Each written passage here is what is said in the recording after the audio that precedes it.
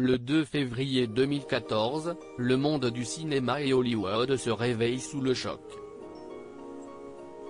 Philip Seymour Hoffman, acteur oscarisé en 2006 pour avoir incarné l'écrivain Truman Capote avec brio au cinéma, est retrouvé mort dans son appartement de West Village à Manhattan.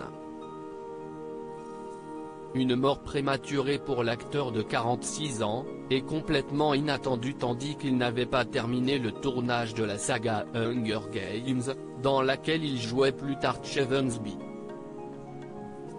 Et tandis que Arte diffuse mercredi 7 juillet le film Le Quatuor, dans lequel il joue Robert Gelbar, un membre d'un quatuor lyrique, Closer revient sur ce qui a causé la disparition de cet acteur, qui n'a jamais hésité à se donner corps et âme pour incarner ses rôles. En 2006, dans une interview, Philip Seymour Hoffman révélait avoir souffert d'alcoolisme, mais aussi de toxicomanie, ce qui lui a valu à l'âge de 22 ans, après l'obtention de son diplôme, un séjour en cure de désintoxication. Je prenais tout ce que j'avais sous la main. Tout était bon pour moi, avait-il notamment admis.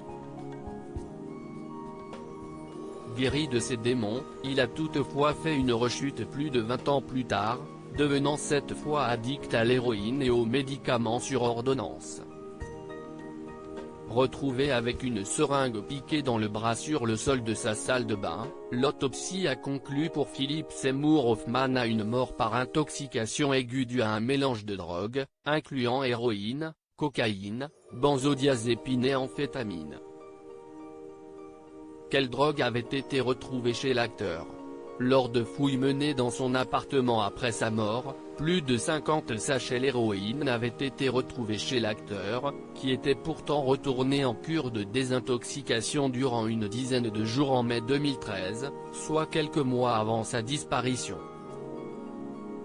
Des seringues ainsi que de nombreux médicaments avaient également été retrouvés, notamment des benzodiazépines, des médicaments psychotropes utilisés notamment dans le traitement de l'anxiété ou de l'insomnie.